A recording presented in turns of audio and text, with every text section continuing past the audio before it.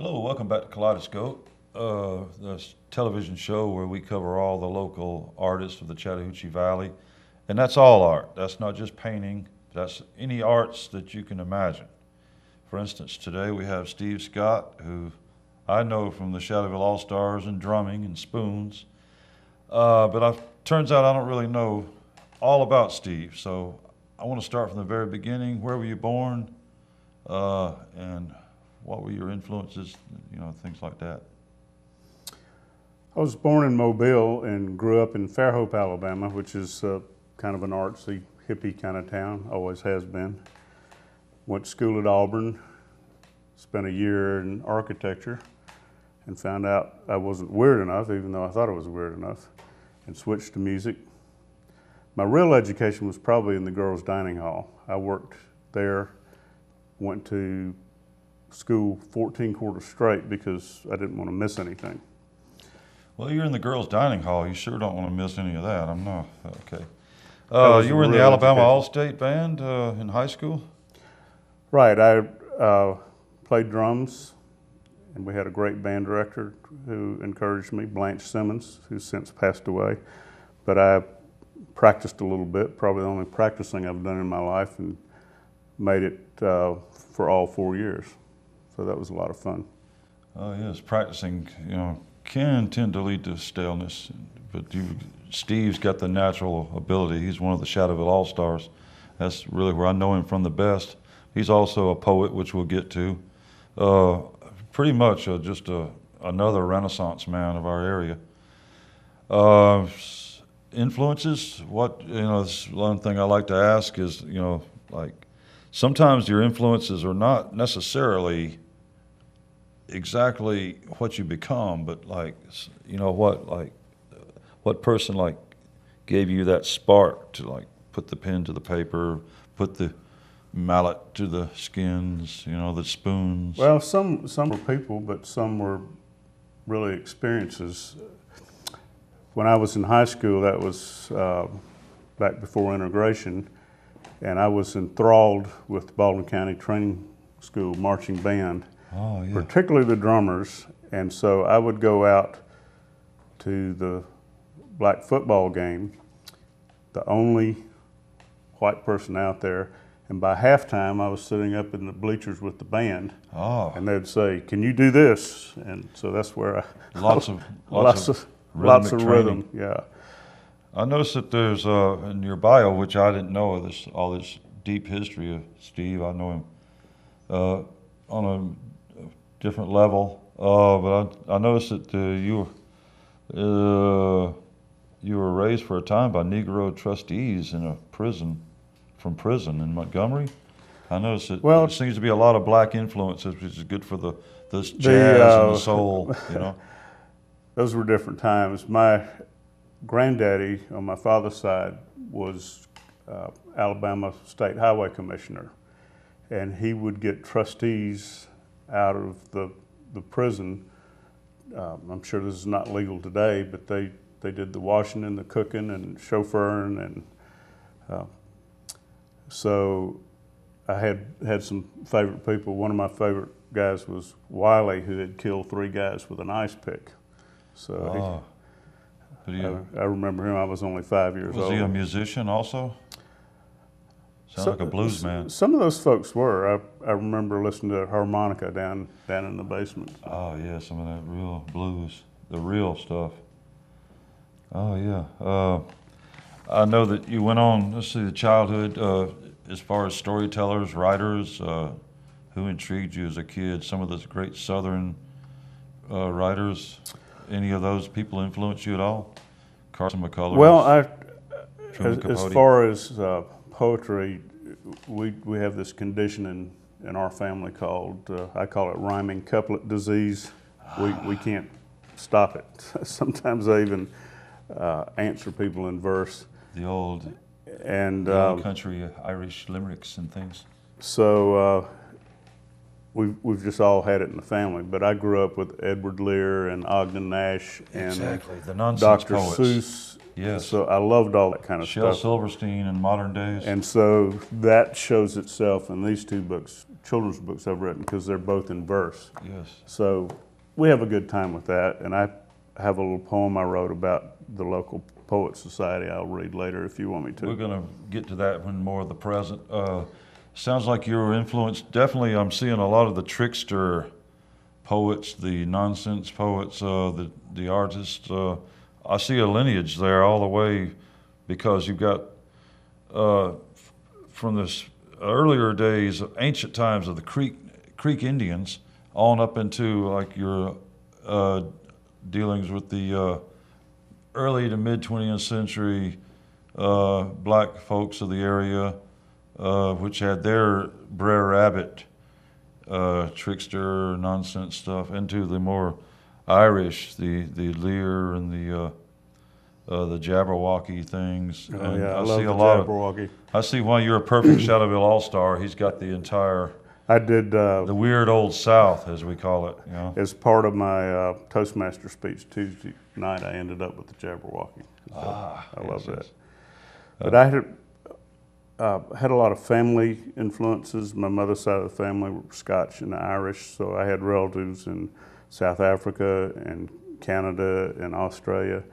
Matter of fact, I lived in Victoria, British Columbia on a dairy farm when I was real little, like 6 years old. That was an adventure in itself. Victoria, yes. Beautiful place. It's totally off the subject. Not quite, because Ray Davies of the Kinks wrote this great song, Victoria, which is about that land you're from.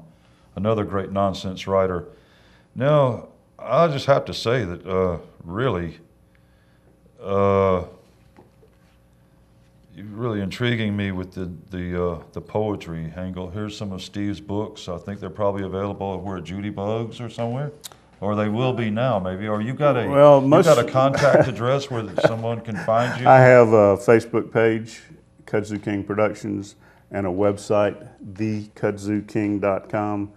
But mostly I do author visits at elementary schools, which I love because it's like having your own kiddie show on TV. I get them all fired up, then I get to give them back. But also I sell them out of the trunk of my car, so it's...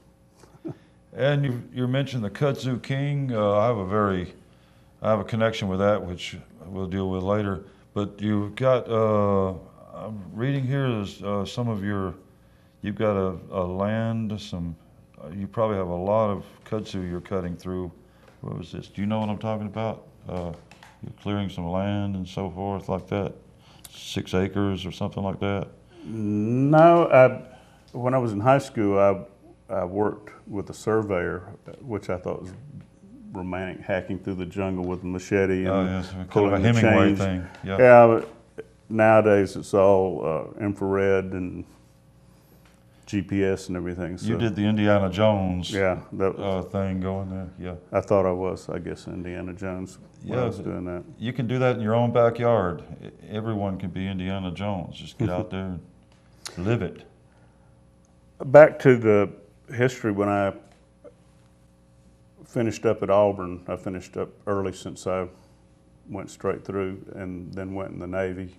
So I finished up a career in the Navy, Yeah. some active time during Vietnam, went to Vietnam and was in combat and all that. Oh, you're Vietnam. And, yeah. So counting active time and reserve time, I have 28 years and retired in 1992. Oh, okay. Yes. So I had some colorful adventures in the Navy.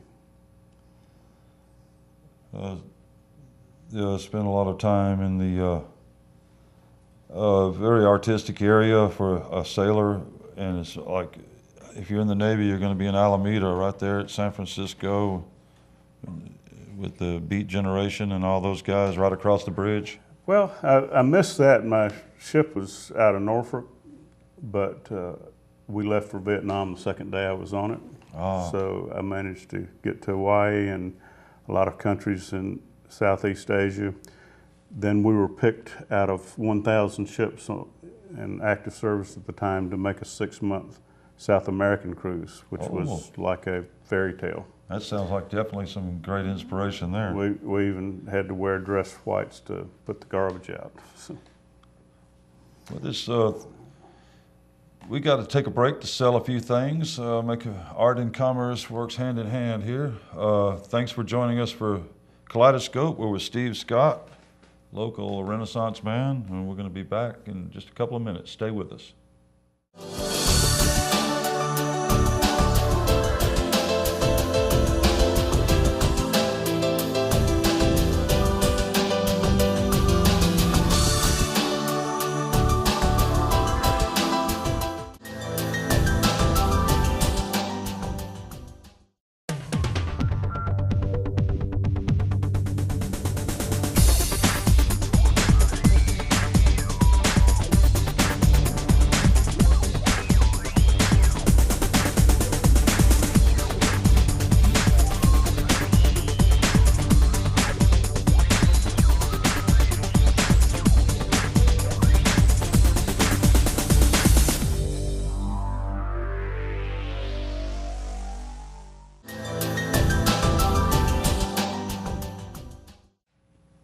Welcome back to Kaleidoscope. I'm Will Dockery. We cover arts all around the Chattahoochee Valley. I've got Steve Scott, who just pretty much covers everything in some ways. This is a question I like to know, is because we're a local show. How long have you been in the Columbus area? Have you been here a while, or? Well, I live in Columbus, but you probably know, if you've been around here a while, you can't be from Columbus unless you were born here. So I have been here temporarily for 41 years. Started out teaching band at Central High in 1971. Ah, yes. Probably know a lot of your former students. You've probably run into a few of them here and there. I know that a few of our friends seem to know you from the school days.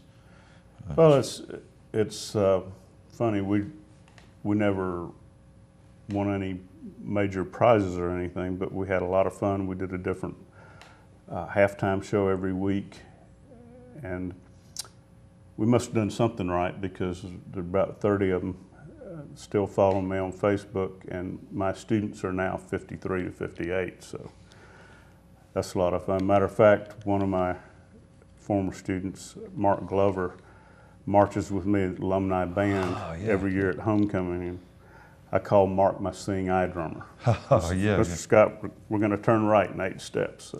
And that's where I know Steve from. We're learning a lot about his poetry and his projects. The thing about your basement sounds fascinating. But where I know Steve from is from his rhythmic expertise, his rhythmic art. He's, like I say, he's drummed with the Shadowville All-Stars. Every time I see him, it's like we're doing a show somewhere. It's like, have you got your spoons, man? Have you got your spoons? And you mentioned that you graduated from being the church organist's husband up to the spoon player's I did the wife. The spoons on a whim at a St. Luke talent show. And I've been at St. Luke 20 years, and when I was first there, I didn't really have an identity. And when my wife came, she is the church organist. All the little ladies said, "Sugar, he's the organist's husband." Yeah, that's it, yeah. But when I played the spoons on a church talent show, since then I've been typecast, unfortunately. They won't let me quit. But she is now the spoon player's wife, so we have some equality now. So there's a sort of a synergy, a sort of a thin line or a wide line of deep South culture, to where everything from blue-haired old ladies to blue-haired beatniks all see Steve Scott as Spoon Man. I hear spoons, I'm thinking either him or a girl named Kat we know. But I think we've got a clip of Steve's spoons. Why don't we just check that out so everybody will know about the Spoon Man, Steve Scott. Just take it away, y'all. Hey, get a rhythm. When you get the blues, come on and get a rhythm. When you get the blues, get a rock and roll feeling in your bones. Get tapped. Well, I was seeing all this stuff up here, and I was wondering if they let old folks in on the fun. But But then I seen that Pierce fell up here, and I said, what the hell? And I was a little nervous, and I got to think about it. This is no shame, right? Ain't got no shame. Now, I ain't no singer or no actor, but I've got these here E flat double collection.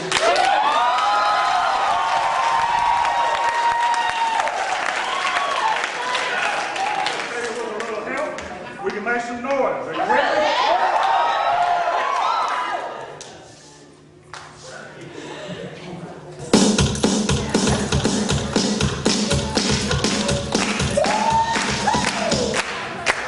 She'll be coming out and on the way she goes.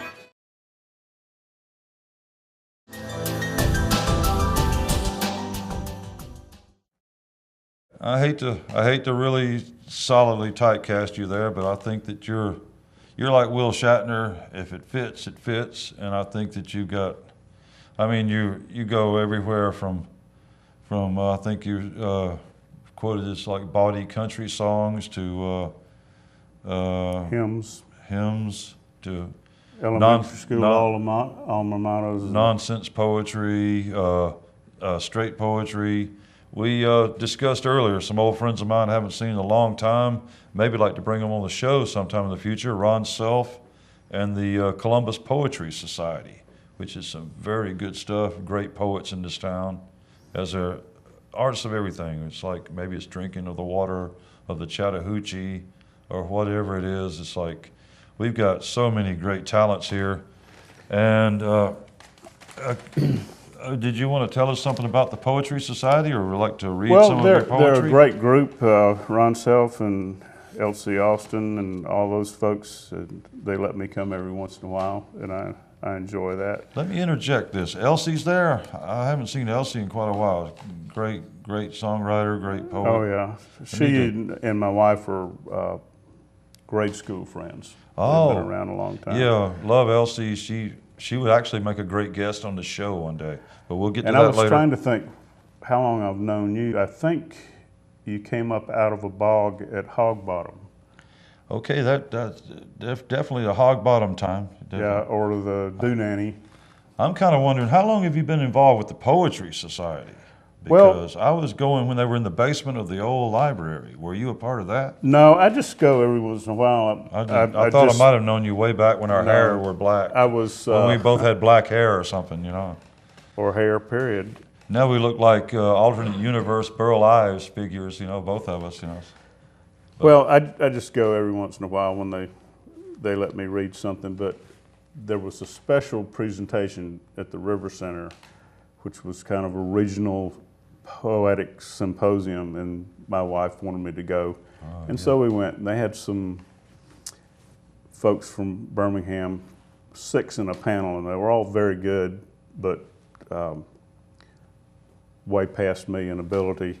So it was a pretty heady event, a higher level. I have come in contact with some of those type poets, and it's definitely it's exhilarating, but also it's like okay, here we go, this is it, and it's kind of nice if you can crack that veneer because they're Well, like this. I felt a little lost, so that's where this poem came from. Oh, okay, we got it. Sometimes I have an idea and then it pops out in the middle of the night that night. Sometimes it germinates for 10 or 15 years and then pops out. But the contrast of their ability and where I was what fostered this.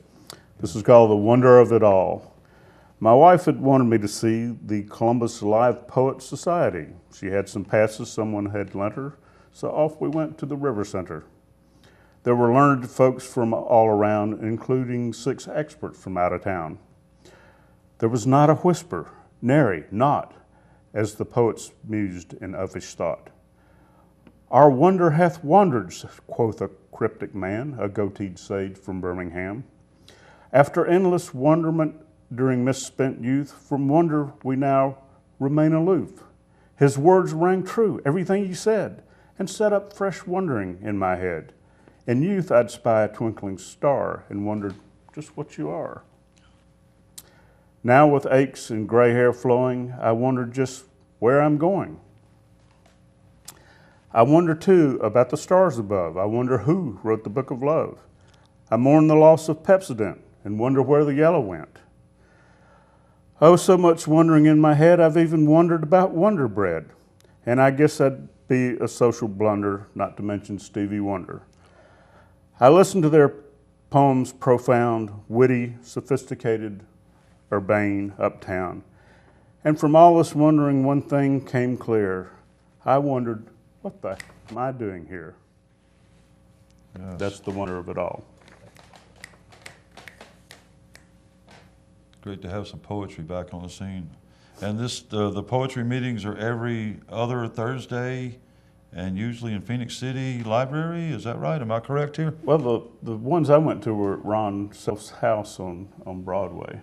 But you could probably go on his Facebook page, or I'm not sure if they have a website. But I believe that's sort of an open invitation for poets. I don't know if it's the general public, but sort of poetically inclined people, I think, are welcome there. it's a very nice and welcoming group of folks. So. Mm-hmm. Yeah, and now you do know, you're aware they have another open mic kind of poetry night. So I think I'm going to find out. We're going to put it on the screen where the general public can come see the local poets, and also we'll make sure that Ron Self is interested in inviting people out to his place. I think that's true, but we'll find out. Or at least get his email address. So we'll put Ron Self up there, the leader of the local poets, and Steve Scott, our ambassador of poetry here. And let's get back to Steve, though. We'll talk to Ron at another time. Ron is the leader of the poetry pack. Exactly. Yeah, he's the man. But Let's see, this photo, this keeps coming up, and I would like to know more about this. I relate it to limericks, but I find out now it's much more nonsense, very surreal, sort of the stuff that kind of led to what we're to now was L. Frank Baum, the classic Wizard of Oz stuff, and I'm going to let you tell about this and because this picture has just been really intriguing me since we've been here today. I thought it was a limerick thing going. Tom Whitland, if you know him. That's limericks are another chapter. Yes, yes. Well, I was in the production of Wizard of Oz about 15 years ago, and I am still trying to figure out how that happened because I didn't have any acting talent. I was never in anything in high school. I think I was an English walnut in the 3rd grade. But you got that look, though. It's like But iconic. other than that, somehow, Sometimes you can make it on looks. Yes, that's true, somehow folks. I ended up being in the Wizard of Oz, and although I was scared to death, it was magical. And I haven't been in anything since. I did get a call back one time for a musical, and that day the Broadway tenor bus pulled up to the tryouts, and so I was outclassed. Didn't get them, But you are involved with the No Shame Theater quite a bit, right? I love No Shame. The first time I read about that, I wondered, what in the heck is all that about? And so I went, I think the second time, and I loved it. So I have been 3 times doing various things, spoons, my washboard, and some silly poetry one time. But it's a great thing. My only problem is I'm old and it starts at 10:30 on Friday night. But if you haven't been to No Shame ever, you owe it to yourself to go. It's classic. And your opportunity to pay $5 and have your 5 minutes worth of fame. And this is in front of a large, very, very interested audience that really pays attention. Very, very forgiving, very supportive. Mostly college students, but all kinds of folks. You have to be 18. It's a good place to just get plugged into the culture of Columbus, Phoenix City. I know you're watching this show, so I know that I don't know about art.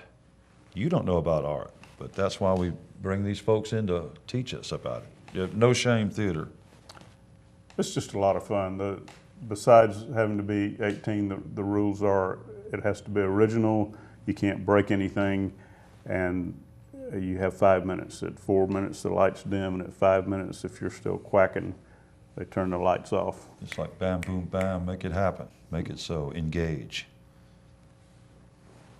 As far as the present, you're working musically with any groups or anything? I play in the percussion section of the St. Luke Orchestra, which is a 32-piece wind ensemble, essentially a band. And we have 2 seasons and play 3 services in each season. And in the fall, the wintertime, we have a Christmas Pops concert that's open to the public. And in the spring, we have a Spring Pops concert that's also free and open to the public. So if you see that, I would encourage you to come and listen to us.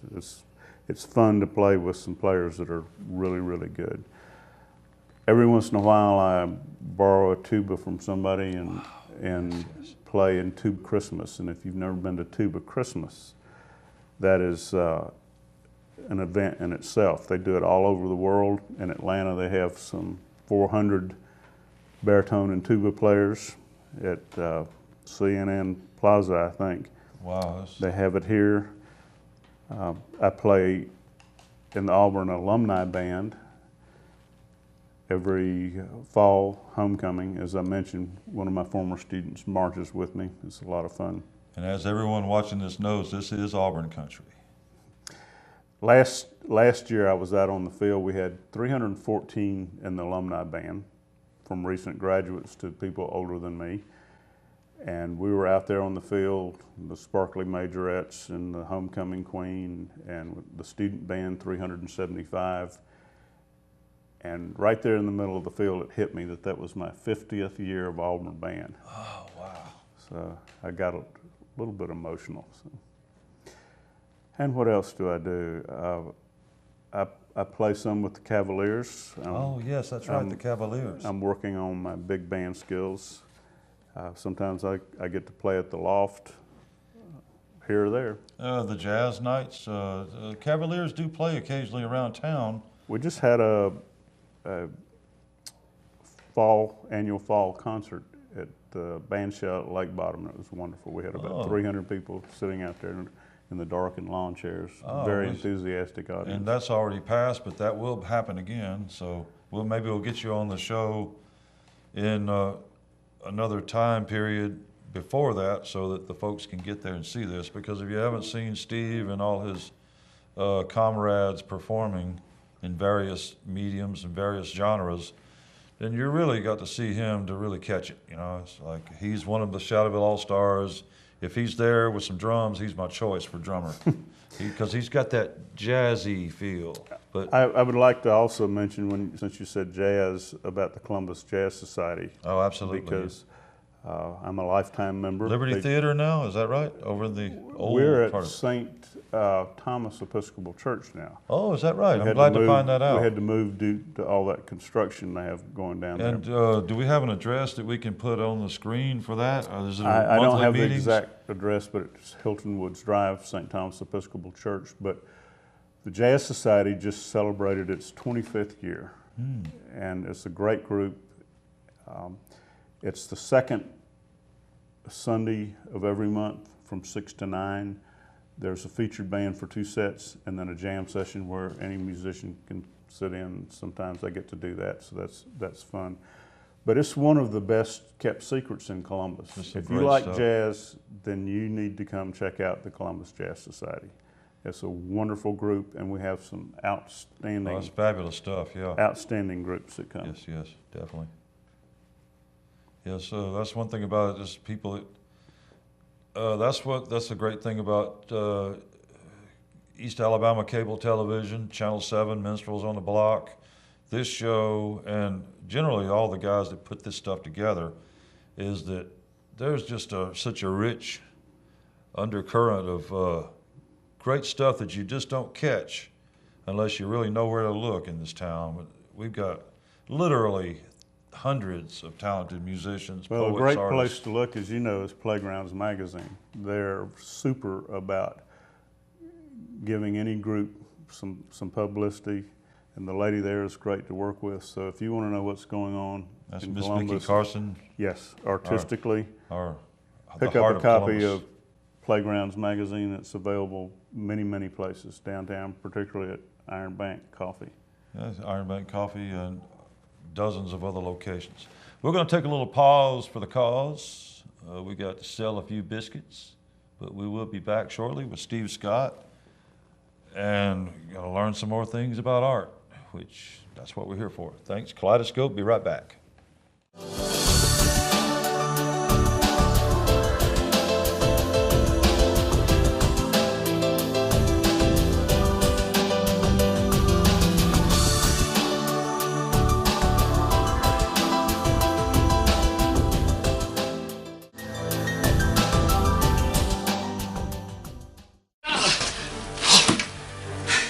Now this is the treasure that East Alabama Sam has been looking for. It's everything I need to start a talk show. My own mug. Oh, look at that jacket. The show could run on cable TV of East Alabama on Monday nights and Tuesday nights. I can interview guests from the community and from around the country. And I would tell people to tune in to cable TV of East Alabama, EATV, Channel 7.